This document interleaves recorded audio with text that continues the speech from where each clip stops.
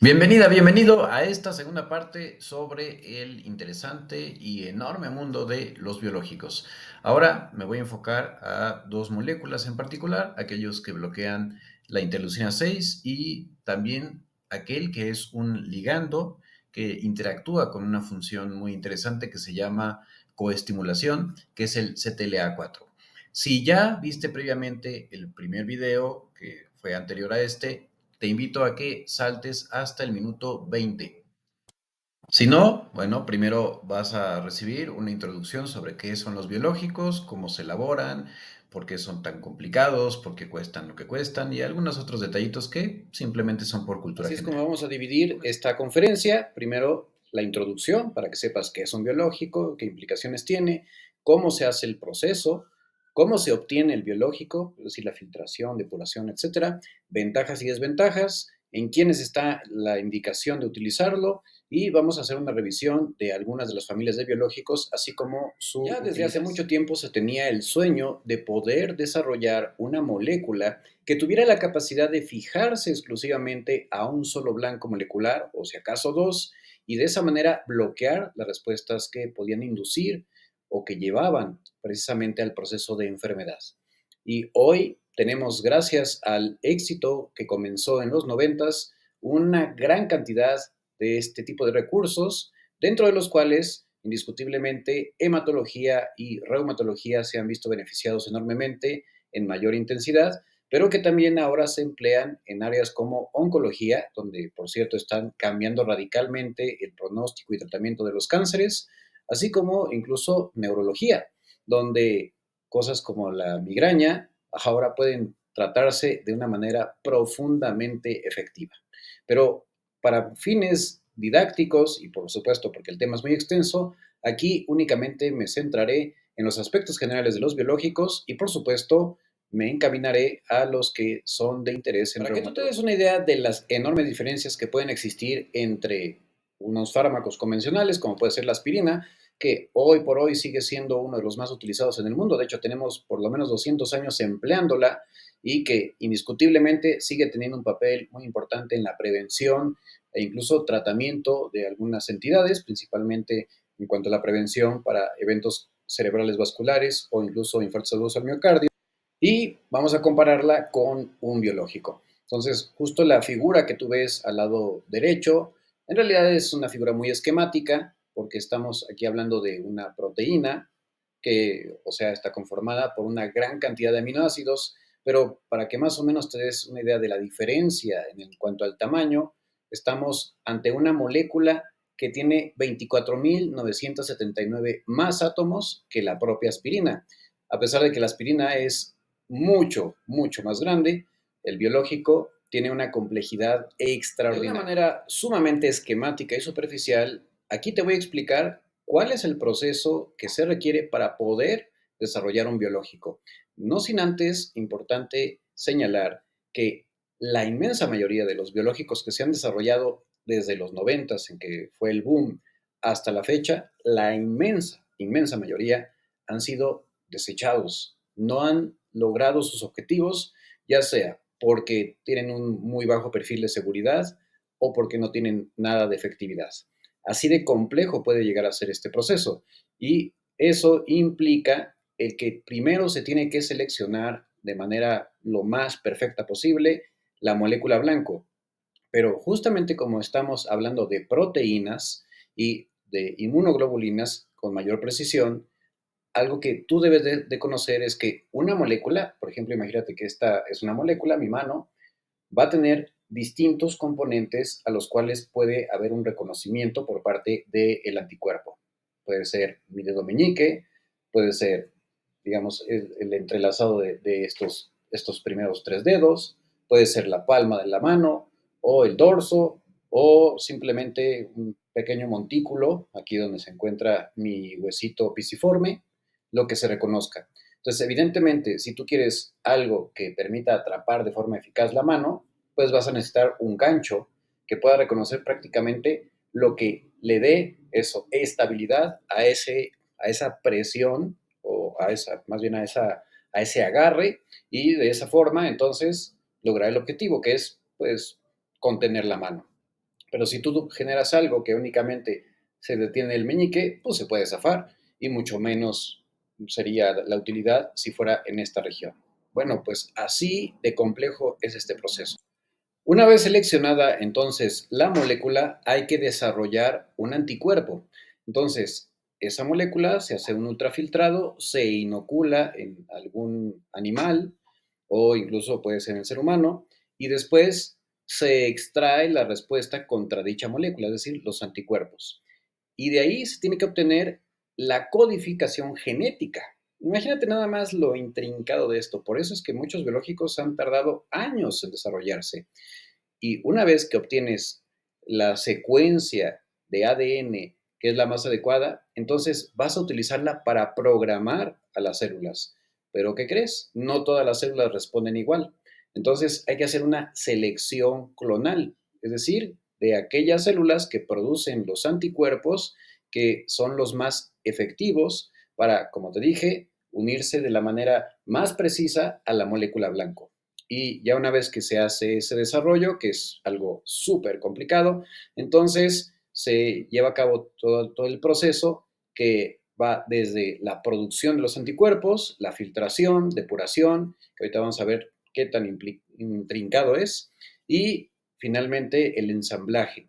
O sea, que puedes necesitar de varias fábricas para lograr ensamblar un solo anticuerpo, porque algunos de ellos se les tienen que hacer ciertas modificaciones, por ejemplo, para que duren mucho más o para que puedan, digamos, evitar el paso a ciertas regiones del cuerpo, como sucede con el certolizumab pegol, que es pergilado. Entonces, ya una vez que logramos el proceso, su primera parte, como te digo, hay que programar a través de un proceso de ingeniería genética a una célula, que para esto se pueden utilizar, por ejemplo, células de hámster chino, células de tumores humanos, células vaya, que son propiamente células nada más, bacterias, como la Escherichia coli, que por supuesto son modificadas, y entonces utilizar su maquinaria celular y llevar a cabo el proceso de síntesis de proteínas, que en este caso estas proteínas son los anticuerpos.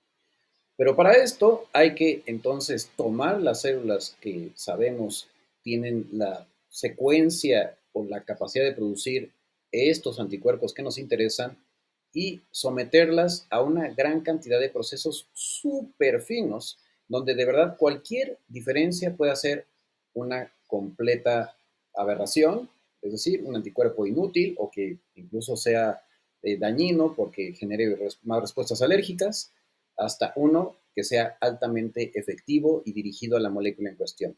Entonces, hay que controlar cosas como el nivel de oxígeno, la temperatura, los nutrientes, y hay que estar cuidando paso a paso a las células en su proceso de replicación y de formación de estos anticuerpos. Estamos hablando de bioreactores que pueden tener hasta 12,000 litros, contener 12,000 litros, que esto implica que aproximadamente son 1,000 veces la cantidad de estrellas que hay en nuestra galaxia, las que van a conformar el aglomerado de células productoras de dicho anticuerpo.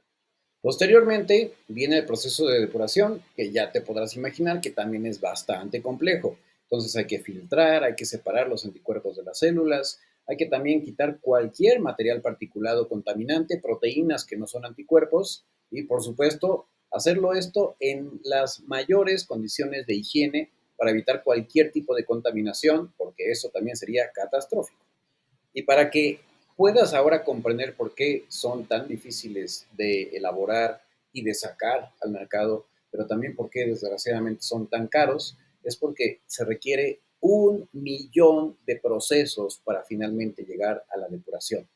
Y además, el desarrollo de un biológico usualmente toma de entre 18 y 24 meses. Ahora ya existen algunas empresas altamente perfeccionadas y altamente capacitadas que pues, han desarrollado, por supuesto, técnicas innovadoras donde pueden lograrlo en 15 meses. Pero aún así, estamos hablando de una cantidad impresionante de tiempo en donde pues, hay una colaboración estrecha entre muchos científicos, incluyendo biólogos moleculares, ingenieros celulares, ingenieros biomédicos, genetistas, virólogos, microbiólogos, bueno, una gran cantidad de personas que pues sí, no se la pasan en las redes sociales ni en TikTok, y pues ahora yo estoy en su nombre dándote a conocer esto que seguramente ni siquiera tenías idea. ¿Cuáles son las ventajas y desventajas que tenemos con los fármacos biológicos? Bueno, como ventaja principal sabemos que, como ya te dije, tenemos un blanco molecular específico, por lo tanto es muy alta la potencia cuando el biológico en cuestión funciona como debe ser. Es material orgánico y reciclable, es decir, que nuestras células van a degradarlo a sus componentes más finos, que son los aminoácidos, y de hecho algunos de esos se van a poder aprovechar. No afecta la función renal ni hepática de forma directa. ¿Qué quiere decir esto? El biológico per se no lo hace, pero puede la respuesta que bloquea secundariamente, ya sea por un proceso infeccioso o por otra condición, como, no sé, elevar los niveles de los lípidos, especialmente LDL y triglicéridos, como sucede con el tocilizumab. Bueno, sucedía más con el tocilizumab intravenoso, con el subcutáneo ya casi no se ve, pero bueno, son algunos ejemplos de cosas que pueden suceder y secundariamente afectar a los órganos. También, rarísima vez, de hecho, un 8% de ocasiones, puede llegar a producirse una reacción inmunológica contra el biológico que también termina afectando al organismo. Esto sobre todo se ha descrito más con los anti-TNFs, que incluso pueden llegar a dar un lupus-like. Pero calma, si te da eso, no te preocupes, se suspende el biológico y se arregla el problema. Sin embargo, un porcentaje muy pequeñito de pacientes puede llegar a desarrollar pues una glomerulonefritis lúpica, que es clínicamente indistinguible de un lupus eritematoso sistémico, pero nuevamente, quitando el biológico y dando los moduladores que corresponden, la situación suele ser muy bien llevada. Ahora, la vida media prolongada también es, pues a la vez es una ventaja, pero también puede ser una desventaja. Ya veremos por qué. Y pues sí, al ser inmunoglobulinas, entonces se mantienen circulando en promedio una semana hasta un mes, depende de justo las modificaciones post-transcripcionales que se hagan a las proteínas, pero bueno, es más o menos lo que equivale pues a lo que circulan nuestros anticuerpos. Y en general se considera que son más potentes y rápidos que la mayoría de los fármacos modificadores de la enfermedad. ¿Cuáles son las desventajas? Bueno, por ser potentes y por justamente mediar o bloquear una respuesta inmunológica en cuestión, pueden potenciar la posibilidad de que haya infecciones. Entonces, todo esto, por supuesto, hay que discutirlo y claro que varía dependiendo del tipo de biológico que estemos considerando. Por ejemplo, los anti-TNF, pues principalmente pueden llegar a favorecer infecciones que se desarrollan dentro de las células, como las de micobacterias o la tuberculosis, para que se comprenda mejor, así como ciertas infecciones piógenas, o sea, las bacterias productoras de pus. El anti-L6, bueno, también puede tener este efecto negativo, principalmente bacterias. En cuanto a tuberculosis, sigue siendo ahí como polémico, pero pues directamente no, o sea, la interleucina 6 no tiene que ver directamente con el control de la tuberculosis. Y bueno, así hay ejemplos como los anti-L17 y la interleucina 17 sabemos que es muy importante para controlar infecciones por hongos. De ahí que los que reciben este tipo de biológicos pueden tener con mayor posibilidad infecciones, por ejemplo, por cándida.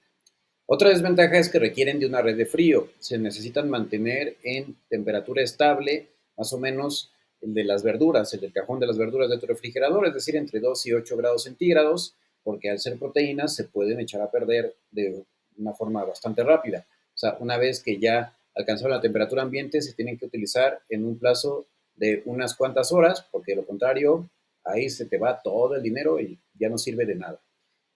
Otra cosa también importante es que siguen siendo medicamentos que pues, son invasivos en cuanto a que requieren una administración parenteral, ya sea intravenosa, intramuscular o subcutánea. Y en el caso de, bueno, intramuscular, de hecho, no es lo convencional, eso más bien hay que aclararlo, pero pues, vaya, puede llegar a suscitarse una inoculación accidental, entonces más bien eso es algo que hay que evitar y que no están diseñados para eso. Principalmente hay que hacerlo entonces por vía intravenosa o subcutánea. En el caso de infección, bueno, su efecto se va a mantener mientras esté circulando el biológico y eso, pues a diferencia de otros fármacos, pues va a quitarnos la posibilidad de combatirla de una manera más rápida. Y bueno, como ya viste, todo el proceso que implica, por supuesto que es costosísimo hacer un biológico, y eso, bueno, también explica por qué siguen siendo aún los biocomparables. ¿Cuándo está indicado un biológico? Bueno, en realidad aquí es un tema súper amplio y tendríamos que hablar patología por patología y eso por supuesto que es imposible. Además de que obviamente no tolerarías una conferencia de 3 horas, ¿verdad? Entonces me voy a centrar únicamente en los datos más sobresalientes, pero compartirte que indiscutiblemente la artritis reumatoide fue la primera en tener varias aprobaciones. Desde los 90 ya empezaron las aprobaciones para artritis reumatoide con diversos biológicos, empezando por los anti-TNF. Posteriormente se fueron añadiendo otras indicaciones, sobre todo anti-TNF para las artritis psoriásicas, las espondiloartritis, incluyendo la SEAL no radiográfica y la radiográfica, que es conocida también como espondilitis anquilosante, enfermedades inflamatorias intestinales, incluyendo Crohn y CUSI, y fueron surgiendo con el tiempo otros biológicos encaminados a otros blancos moleculares que han ido nutriendo y han ido mejorando la atención de pacientes y definitivamente logrando desenlaces que antes ni siquiera se pensaban. Entre ellos, sobre todo lo que vemos ahora en artritis psoriásica, que, bueno, anteriormente prácticamente no tenía como tal una terapia dirigida y hoy la terapia no solamente puede cambiar radicalmente el curso de la artritis, sino las enfermedades de la piel, donde el paciente puede volver a tener una piel completamente sana. De igual suerte, con las espondilitis anquilosantes, lo que no se veía antes, ahora tenemos biológicos anti-L17, sobre todo en este caso, y en anterior anti-L23, que definitivamente están cambiando totalmente la realidad de pacientes que pueden acceder a dichos fármacos.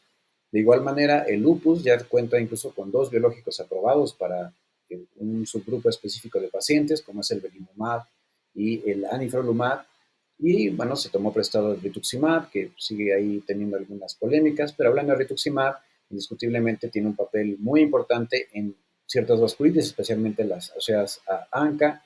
Y bueno, en realidad hay muchas posibilidades. Pero a grandes rasgos, los biológicos están indicados cuando no se tiene la respuesta esperada en 3, máximo 6 meses a la terapia convencional o a lo que se está aplicando al paciente, o si la enfermedad es lo suficientemente grave como para justificar un biológico, por supuesto, descartando la posibilidad de riesgos o bien tomándolos en cuenta, donde el riesgo-beneficio supera, por supuesto, por mucho al beneficio. Bueno, para que esto no se entienda mal, que los beneficios son mucho más que los riesgos. Ahora sí vamos a ir a los datos de algunos de los biológicos más representativos, que de una vez te adelanto, no voy a hablar de todos los biológicos, pero si tú quieres que genere una conferencia específica para ti o que analice tu caso, bueno, pues puedes entrar a mi cuenta de TikTok, Rehumanizarte, que se llama igual que este canal de YouTube, y obtener una suscripción y con todo gusto, en ese contexto, puedo hacer de forma sucinta lo que tú necesites. ¿Por qué los biológicos tienen nombres tan raros? Bueno, eso tiene un sentido. De hecho, existe una nomenclatura para poderlos nombrar. Y aquí te voy a explicar. Digo, por supuesto que esto no necesitas aprenderlo, simplemente es cultura general, pero para que tenga más sentido el nombre que tiene el biológico, si es que te lo van a dar, si es que ya te lo están dando, o si simplemente pues, te interesa saber del tema. Bueno, entonces, el prefijo, ¿sí? Es escogido, vaya el nombre, por quien desarrolla el biológico o quien lo descubre, más que quien lo desarrolla, quien lo descubre, porque no necesariamente son los mismos. Entonces el fabricante pues ya le pone, por ejemplo, ADA, EN y INF, ¿no? Entonces dependiendo de cómo lo quiera ir designando, y usualmente esos nombres pues tienen que ver con algo sentimental. Así que, bueno, también hay no solamente amor a la ciencia, sino amor a alguien de la familia, ¿no? Y después viene el subtronco A, es decir, el siguiente grupo de sílabas que son posteriores al prefijo, y este hace referencia a la diana terapéutica, que específicamente centrándonos en reumatología, puedes encontrar, o bueno, inmuno también, el K de KI o KN, que hace referencia a interleucina, o inmunomodulador cuando es LI o LIM. ¿sale? Y SO cuando hace referencia a algunos biológicos que actúan en el hueso.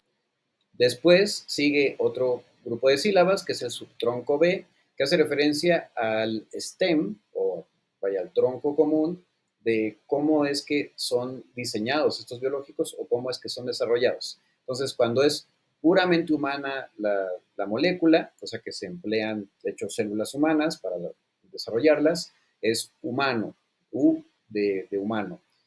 Ji, cuando es quimérico, es decir, que tiene una mitad de un animalito y la otra mitad humana. El mejor ejemplo es el rituximab, que tiene una parte de ratón y otra parte humana. Algo interesante con esto es que los hace más potentes, pero también más inmunogénicos, es decir, tienen mayor posibilidad de que se desarrolle alergia en este contexto. Están el SU, que es humanizado, pues para disminuir la respuesta, pues, vaya al biológico, o que haya menos posibilidad de reacción contra el biológico, por ejemplo, aquí el bevacizumab o trastuzumab, ¿no? Y el HISU, que quiere decir que es una combinación de un quimérico humanizado. Y finalmente, ¿qué tipo de anticuerpo es? Es decir, si es monoclonal, pues aquí prácticamente todos son monoclonales, los que estamos hablando de reumatología, o policlonal. No viene esa abreviatura solamente para que se comprenda. Monoclonal quiere decir que de una sola célula, todas sus células hijas son las que van a producir un solo tipo de anticuerpo. Y CEP, que hace referencia a fusión, por ejemplo, el etanercept. Ahora pasemos a algunas familias de biológicos y hablemos a grandes Le rasgos de toca sus el turno características. al tocilizumab, que como su nombre lo dice, es un anticuerpo monoclonal humanizado y este en particular está dirigido contra la interleucina 6. Aprendamos primero qué es la interleucina 6 y la interleucina 6 no es otra cosa que una citocina, específicamente, para que se comprenda mejor, una hormona que se produce principalmente como respuesta a una agresión inflamatoria, pero puede perfectamente suceder en otros contextos. De hecho, no es raro que esté elevado, por ejemplo, en la obesidad y principalmente se va a producir en el hígado, aunque también precisamente se puede generar en el músculo y en el tejido adiposo. ¿Qué es lo que tiene de relevante esta citocina? Bueno, una vez que ocupa su receptor, que se puede encontrar, como puedes darte cuenta, en diversos tejidos, por un lado va a tener una implicación que puede ser negativa, especialmente si es crónica. Y esto es disminuir la sensibilidad a la insulina, o sea que va a aumentar los niveles de glucosa y, por supuesto, puede contribuir a afectar a las personas que tienen diabetes mellitus. De ahí que también, de hecho, esta sea una de las raíces de por qué muchos pacientes con enfermedades autoinmunes también desarrollan diabetes mellitus con el tiempo o alguna otra condición metabólica, que puede ser, por ejemplo, la dislipidemia. También va a disminuir la síntesis de albúmina y esto porque va a exigir en el hígado que empiece a sintetizar otro tipo de proteínas y sustancias que de alguna manera lo van a distraer. Por otro lado, tiene un efecto directo sobre los linfocitos B, contribuyendo a que aumente la producción de anticuerpos. De ahí que justamente una de sus utilidades es disminuir la producción de los autoanticuerpos, como los que se presentan en las artritis reumatoides. También favorece la transformación o, digamos, la derivación de uno de los linfocitos, de los glóbulos blancos que se llaman linfocitos T, hacia una estirpe más agresiva, que es la TH17, que en condiciones habituales esta, cuando estamos hablando de una respuesta inmunológica, se presenta principalmente cuando hay hongos o bacterias de difícil control, pero también es una de las que medía el daño especialmente trascendente en artritis reumatoide y en algunas otras enfermedades como ciertas vasculitis. Los osteoclastos, que son, podríamos llamarle, aquellos que se encargan de la demolición del hueso, que son los demoledores del hueso, y estos se activan especialmente cuando entran en contacto con la interleucina 6. Así que todo esto va a incrementarse por consecuencia en ciertos subgrupos de pacientes que tienen una abundante producción de dicha citocina. Además va a aumentar los niveles de complemento, que si alguna vez te lo habías preguntado, ¿por qué te pidió un complemento y salió alto? Bueno, justo esta puede ser una respuesta llamada de reactante aguda. También, desde luego, la interleucina 6 correlaciona con la proteína C reactiva, de ahí que solamos pedir justo la proteína C reactiva como una manera indirecta de poder cuantificar la interleucina 6 y que es cierto, si quieres conocer más de proteína C reactiva, tengo un video aquí en mi canal, así como otras proteínas que se incrementan son el amiloide sérico P, y el fibrinógeno. Y esto explica el por qué también aumenta el riesgo de trombosis y por qué, de hecho, en ciertas entidades como las vasculitis y las artritis reumatoides, la trombosis es un riesgo que aumenta y vaya que es diferenciado. Tal como te digo, de acuerdo a la nomenclatura, tocilizumab hace referencia a un anticuerpo monoclonal humanizado, específicamente una IgG, de hecho la mayoría son inmunoglobulinas G, que por cierto si quieres conocer más sobre qué son las inmunoglobulinas y los subtipos, también tengo un video que está disponible en mi canal. Y bueno, esta lo que tiene de particular es que se une con una gran afinidad a el componente de 80 kilodaltones de la interleucina 6, específicamente de su receptor. Tanto el soluble, o sea, el que está circulando en la sangre, por ejemplo, justo el que se puede liberar como respuesta a la inflamación o al estrés metabólico de la obesidad, o incluso en otros contextos, así como el unido a membrana. Esto permite una inhibición potente y bastante llamativa tanto de la interleucina 6 como de su interacción con el receptor de la misma y, por supuesto, los procesos biológicos que previamente te comenté. Algo interesante es que esta no necesita del metrotexato para alterar su farmacocinética y, de hecho, es igualmente eficaz sin él. Lo que sí es que existe todavía la opción intravenosa, aunque ya se utiliza cada vez más la subcutánea, pero veremos que tiene algunos bemoles o bueno, algunos detallitos que en ciertas situaciones se deben de considerar. Sin embargo, a mayor dosis es mucho mayor la cantidad de este que se mantiene circulando y va a disminuir el aclaramiento y con eso va a aumentar su vida media. Actualmente entonces está disponible la vía intravenosa que depende del protocolo de cada país. Usualmente en Estados Unidos lo que se hace es primero comenzar con 4 miligramos por kilogramo y aumentar gradualmente hasta 8 miligramos por kilogramo, que es la dosis máxima sugerida para evitar los efectos adversos que ya veremos más adelante. En otros países, incluyendo Japón y posiblemente en México, aunque eso claro que depende mucho de cómo está la patología en cuestión, se inicia con 8 miligramos por kilogramo y se va disminuyendo gradualmente de acuerdo a la respuesta o bien a la presencia de efectos adversos. Esto permite que se administre cada 4 semanas y nunca deben de pasarse de 800 miligramos por dosis. Por otro lado, también está disponible la administración subcutánea, que es igual a cómo se administra la insulina o cómo se administran la mayoría de los biológicos que vimos en el capítulo previo. Esto lo que tiene de desventaja es que hay que hacerlo cada semana y lo que tiene de ventaja es que disminuye notablemente los efectos adversos, pero ya también veremos que tiene algunos detallitos.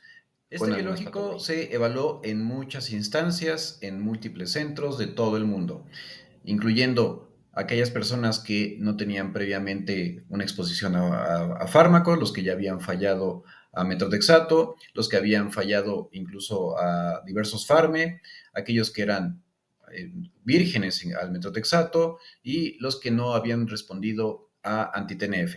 Entonces, los colores son para que te guíes en cuanto a las respuestas. Puedes darte cuenta que la dosis de 8 miligramos por kilogramo tiene una alta tasa de eficacia comparado contra la dosis de 4 miligramos por kilogramo, por eso es que de hecho se prefiere comenzar con la primera, aunque claro, razonablemente teniendo cuidado con los efectos adversos, y desde luego es superior al metotrexato más placebo.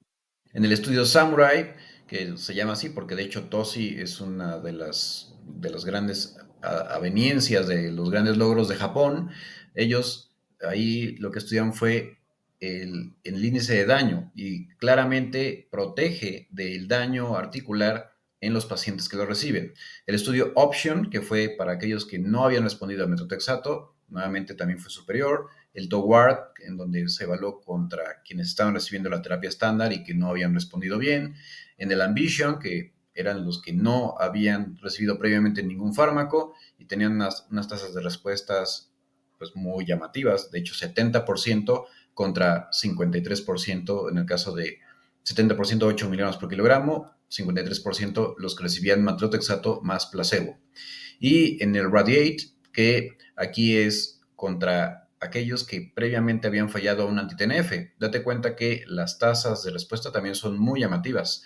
La mitad van a responder en este contexto, que la verdad suele ser algo muy comparado exigente. Contra pacientes que estaban recibiendo el metrotexato más placebo o el únicamente metrotexato, así como el tocilizumab exclusivamente en dosis de 8 miligramos por kilogramo, se vio que había 4 veces más posibilidad de alcanzar una mejoría del 50% en todos los índices y 5.94 del 70% de mejoría en todos los índices. Estos índices quiere decir inflamación articular, dolor articular, la escala global del médico, la escala global del paciente, es decir, el paciente cómo se percibe antes y después, y los reactantes de fase aguda, que suelen ser proteína C reactiva, o velocidad de sedimentación o ambas. Y bueno, aquí también vemos que la posibilidad de alcanzar la remisión, es decir, que se apague por completo la enfermedad, es de 11 veces en el brazo que recibe tocilizumab y 12.9 posibilidades de vez que vaya a alcanzar otro índice que se llama buen estado valvular, que también habla de un paciente que tiene una vida prácticamente normal. Es 1.8 veces mayor puntaje de mejoría en estos índices que son de calidad de vida. Llama la atención que tampoco es muy llamativo, pero bueno, por supuesto que en los pacientes con artritis reumatoide hay muchas variables. Claro que esto tiene una factura y es que tiene 1.14 veces más posibilidades de presentar eventos adversos comparado contra metrotexato o metrotexato más placebo y tiene 0.6 menor de posibilidad de suspenderse la terapia por su efectividad. Entonces, pues una por otra. Aunque sí hay 1.8 veces más posibilidades de desarrollar una infección. Hay que recordar, tal como te dije previamente, que el tocilizumab justamente está implicado en la respuesta inflamatoria aguda y una de sus funciones es permitir la mayor respuesta o más potente contra diversos microorganismos que pueden entrar al cuerpo. Ahora, algo también que hay que tomar en cuenta con tocilizumab, y esto especialmente con el intravenoso, es que puede incrementar el colesterol. Entonces, especialmente hay que tener cuidado con el LDL, que puede aumentar por lo menos un 30%, y hay también pacientes, especialmente quienes son susceptibles genéticamente, a elevar los triglicéridos incluso por arriba de 500 miligramos por decilitro. Esto no es una razón para suspenderlo, únicamente tomar en cuenta y tratarlo con dieta, ejercicio e incluso utilizar fármacos. No va a pasar en todos los pacientes, pero siempre hay que tomarlo en cuenta. Otra de las bondades que tiene tocilizumab es que ha resultado notablemente efectivo en algunas patologías bastante raras, como es el síndrome de Castleman, que básicamente consiste en un agrandamiento de los ganglios linfáticos con síntomas generales y que suele padecerlo más los niños, pero puede pasar también en los adultos, y el síndrome de Tafro, que es todavía más grave, hay una respuesta inflamatoria sistémica que puede afectar las vísceras abdominales, incluyendo el hígado y los riñones, e incluso el paciente puede llegarse a hinchar, hay fiebres y algunos otros detalles. Afortunadamente muy raro, pero bueno, aquí es una de las alternativas que justamente tiene una especial... Efectos adversos que pueden presentarse y se deben de tomar en cuenta son que, como ya te dije, hay mayor riesgo de infecciones y algunas de ellas son celulitis, no lo que aparece en la televisión, sino la verdadera celulitis, que es la inflamación de la piel por una bacteria. Puede haber neumonía, diverticulitis, y eso pues, solo en quienes tienen divertículos, hay que tomarlo en cuenta, gastroenteritis, que es la inflamación del estómago o del intestino, y también aumenta la posibilidad de herpes zóster. Así que todo paciente que vaya a recibir tocilizumab debe de considerarse seriamente que se vacune profilácticamente contra el herpes zóster, y más ahora que ya tenemos una vacuna muy efectiva que alcanza el 96% después de 2 dosis. Puede haber un incremento de las enzimas hepáticas, precisamente por todo lo que viste, que afecta la interleucina 6 en el hígado. Entonces, esto sucede en 5 a 6.5%. Ya vimos también las alteraciones de los lípidos que pueden presentarse en un 30, 20, 30%.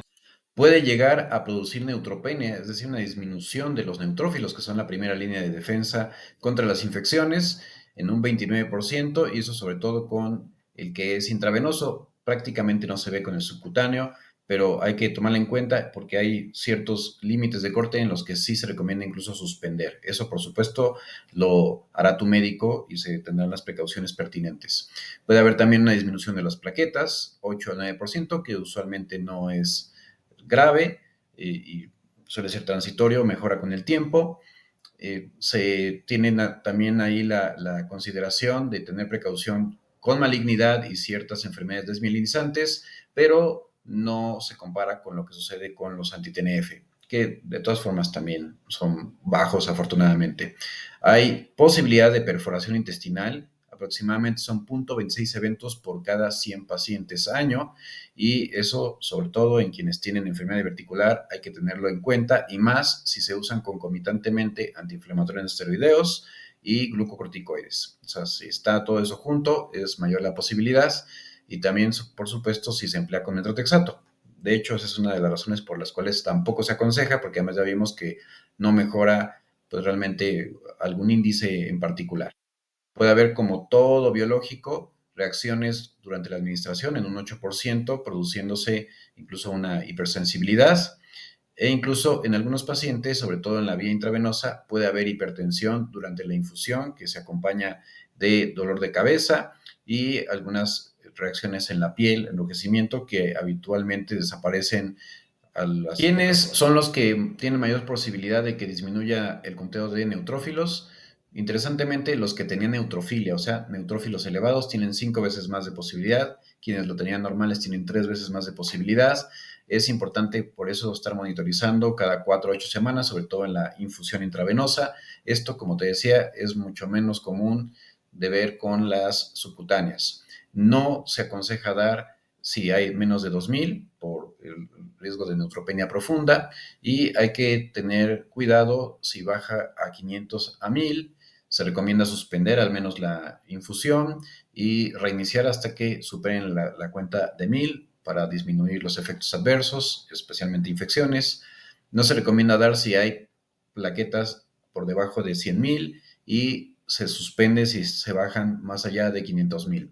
Puede tener interacciones con el omeprazol y la simvastatina, que altera, de hecho, el comportamiento en pues, su efectividad. Aunque en realidad es menor la implicación de la interleucina 6 con la tuberculosis, se recomienda también monitorizarla y tratarla si es que está presente, a diferencia de lo que sucede con los anti-TNFs, que ahí sí o sí hay que hacerlo, y hay que tener cuidado entonces y monitorizar también las enzimas hepáticas, que en caso de que haya un incremento superior a 5 veces, definitivamente se tiene que suspender.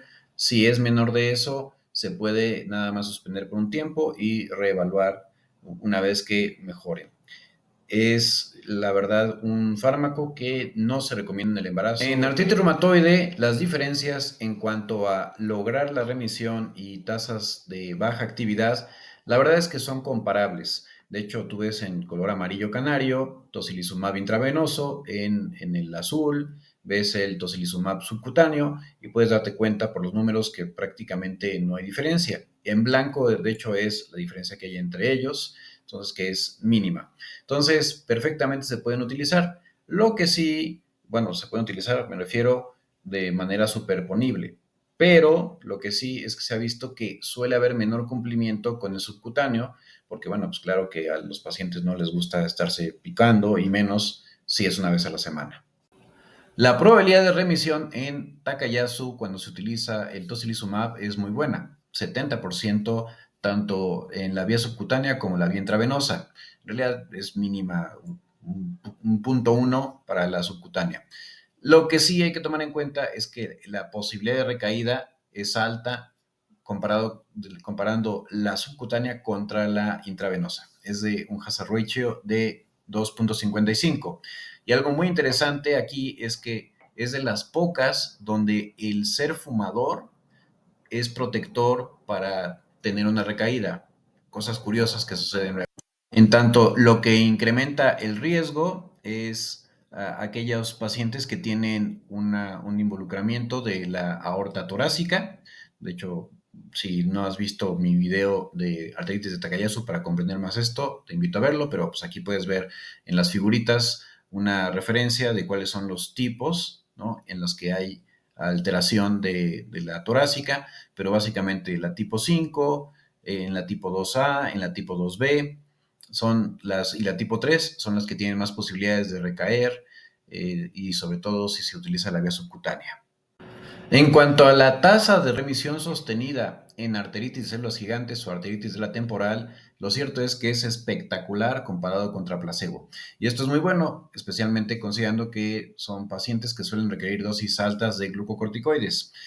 Y algo que también es importante recomendar aquí es darnos cuenta que sí son mejores esas tasas con aquella que es intravenosa que contra la subcutánea, pero a diferencia de la anterior es muy parecida, o sea, no hay gran diferencia entre la intravenosa y la subcutánea comparado contra placebo y a lo largo de varias semanas de estudio. ¿Qué papel juega el tocilizumab en la enfermedad pulmonar intersticial asociada a esclerosis sistémica?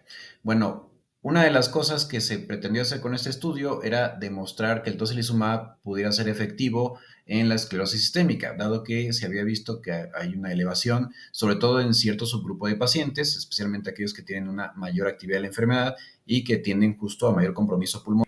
Si bien no demostró este estudio tasas significativas de mejoría en los índices de Rodman, que son los que eh, nos permiten justamente entender el nivel de afectación en la piel, sí algo que se demostró claramente es que aquellos pacientes que recibían de forma continua el tocilizumab, es decir, desde el momento en que se decide y sin suspenderlo, tenían una mayor probabilidad de mantener una mejor capacidad de difusión de monóxido de carbono, que eso nos habla de justo a mayor capacidad de difusión de monóxido de carbono, que sí que los pulmones tienen menos componentes intersticiales, es decir, están menos inflamados y por ende va a haber una mejor probabilidad o una mayor fracción de aire expulsado, que es la capacidad vital forzada, y a diferencia de lo que pasó en aquellos que primero se les dio placebo y después se cambiaron a tocilizumab, se vio que en ellos sí hubo deterioro. Algo que sí es muy importante aclarar de este estudio es que este tipo de análisis fue post hoc, a posteriori, y que no era la intención inicial del mismo, y además que, pues, si comparamos con recursos que tenemos actualmente disponibles, como por ejemplo el miclofenato de mofetilo o incluso todavía más el nintedanib, que ese sí es muchísimo más clara la evidencia y más potente la eficacia a este respecto, pues, o sea, hay que tomarlo con cautela y solamente debe considerarse si pues hay muchas otras variables que sugieren fuertemente su uso, por ejemplo, que se acompañe de vasculitis, que se acompañe de artritis, que esto sobre todo puede llegar a pasar en pacientes que tienen un síndrome de superposición en el contexto de esclerosis sistémica, que tampoco es tan raro. Muy bien, ahora pasemos a un biológico especialmente interesante, porque este, a diferencia de los anteriores, no bloquea directamente un receptor, sino que más bien lo ocupa, o sea, hace o imita lo que normalmente haría esta molécula, que es el CTLA4, que vamos a ver en qué parte específica del sistema inmunológico. Lo que estás viendo aquí es una hermosa reproducción de lo que se puede ver en un microscopio electrónico, obviamente con colorcitos muy bonito, no se va a ver tal cual, pero de lo que se llama la sinapsis inmunológica. Y es un evento que sucede cuando una célula presentadora de antígeno se pone en contacto con una célula del sistema inmune adaptativo. Esta célula del sistema inmune adaptativo habitualmente es un linfocito T. La célula presentadora de antígeno puede ser una célula dendrítica, un macrófago, incluso hasta un linfocito B. ¿Pero qué quiere decir esto de que presenta un antígeno?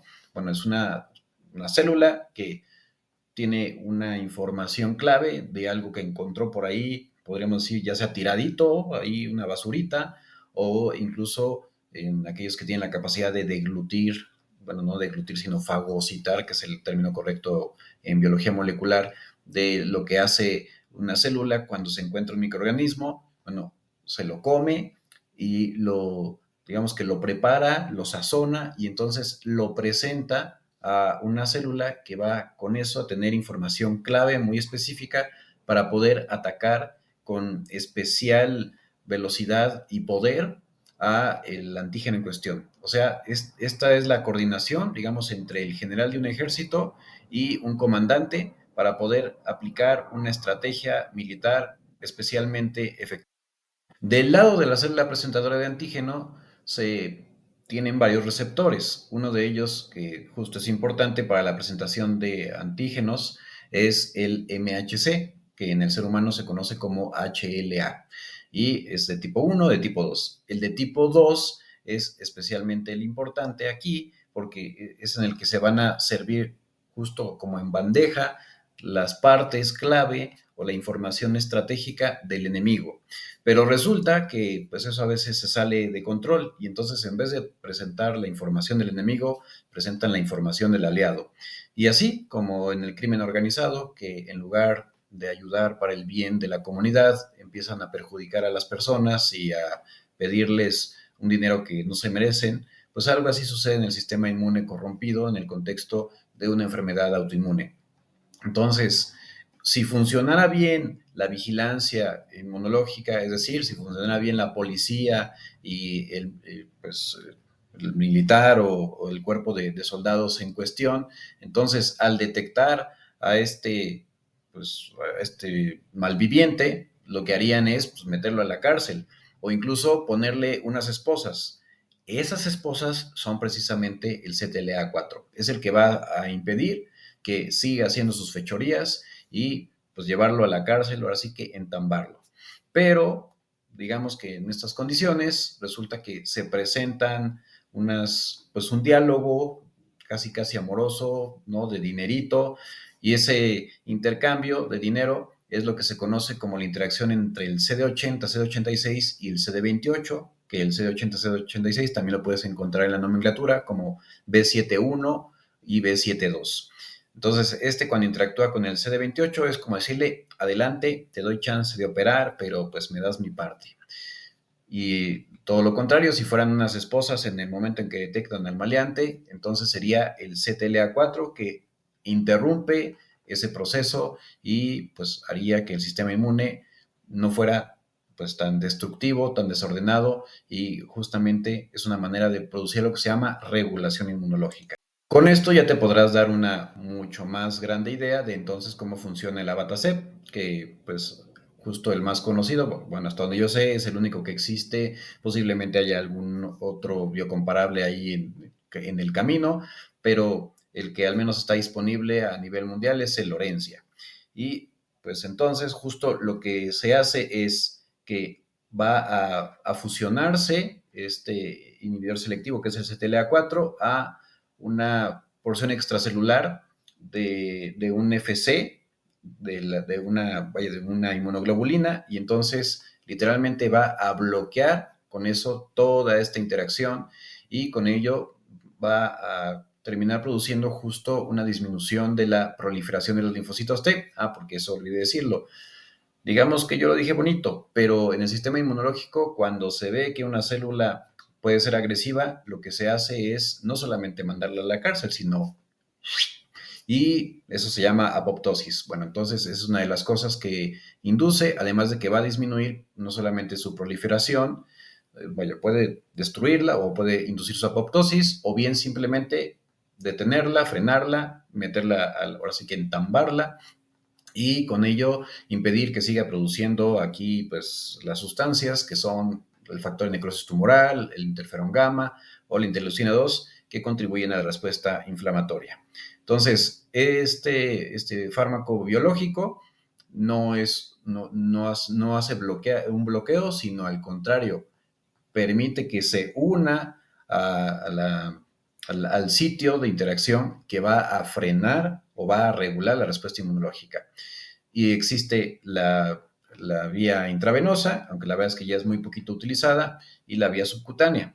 Y específicamente para lo que digamos, salió su primera aprobación fue sobre todo para aquellos pacientes que habían tenido una mala respuesta a uno más farme o incluso a un antitérmico. Entonces, lo anterior principalmente hablando de artritis reumatoide y artritis idiopática juvenil, y como pues salió un poquito más tarde en el mercado, pues digamos que cuesta un poquito de trabajo luego encontrar el nicho, pero ahorita vamos a darnos cuenta de que en realidad más bien no se le dio la oportunidad que merecía y pues hubo ahí unas campañas de marketing que no fueron precisamente lo más honestas posibles de otros fármacos.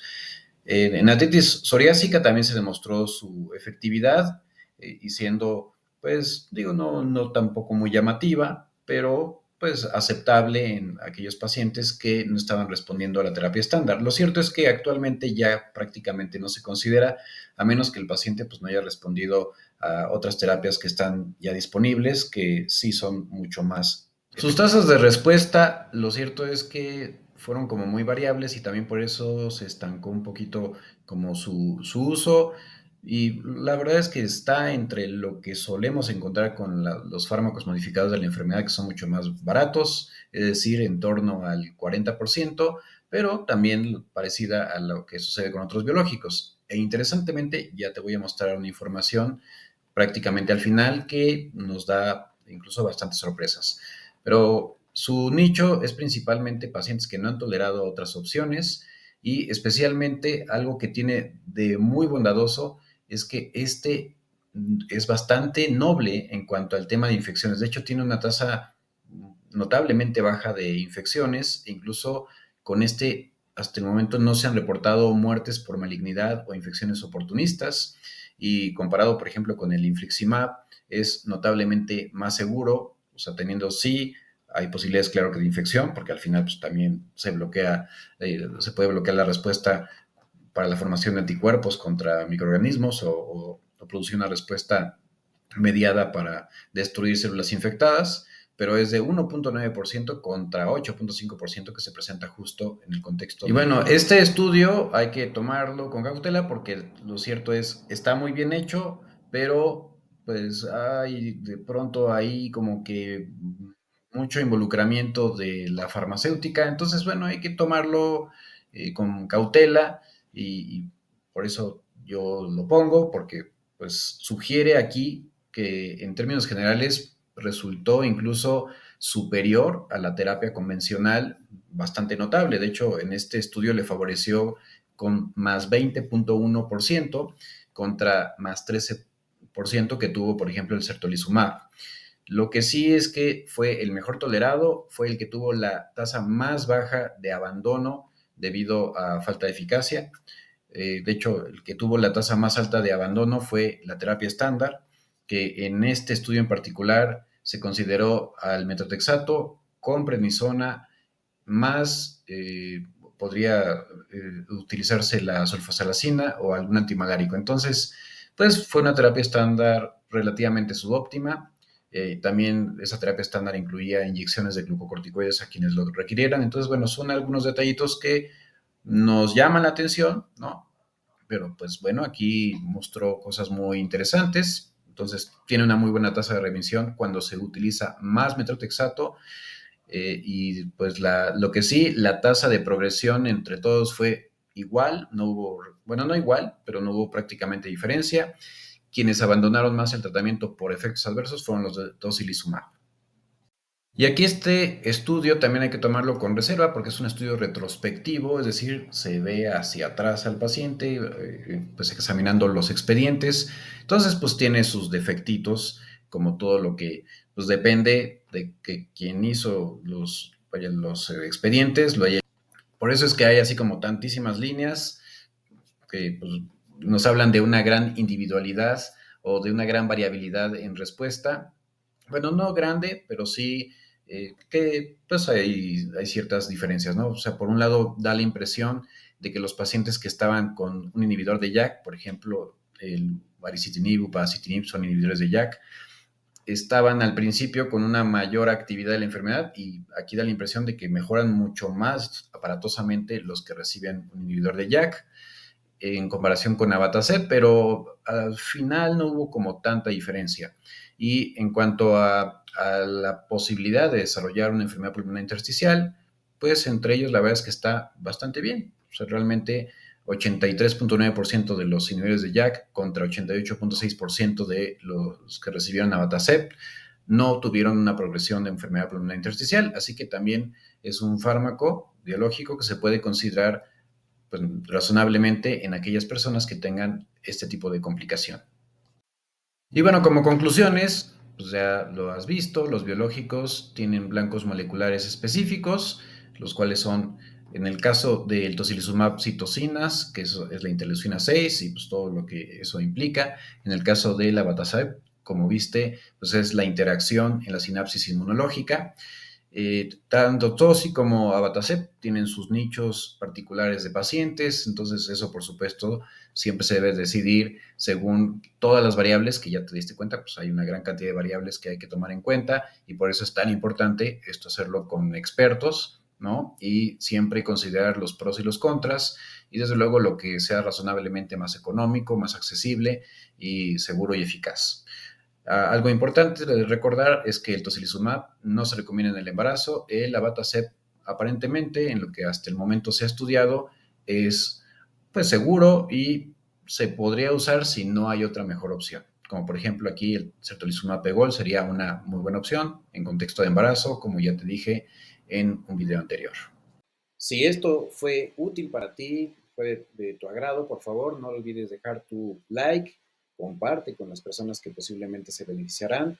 Te invito a que si no te has suscrito lo hagas. La suscripción en este canal es completamente gratuita. De la que te hablé anteriormente, pues es suscripción, por supuesto, para personas que necesiten contenido más elaborado, más específico, que por supuesto, bueno, pues tú sabes, el tiempo pues, no se regala, ¿no? Digo, esto yo lo regalo con mucho gusto para ti, pero pues al final esto pues implica un esfuerzo que espero que tú puedas valorar y entonces pues vaya en la medida de lo que tú quieras algo mucho más concreto, con todo gusto te puedo ayudar si te suscribes a mi canal de TikTok, que pues es Rehumanizarte, tal como aparece aquí.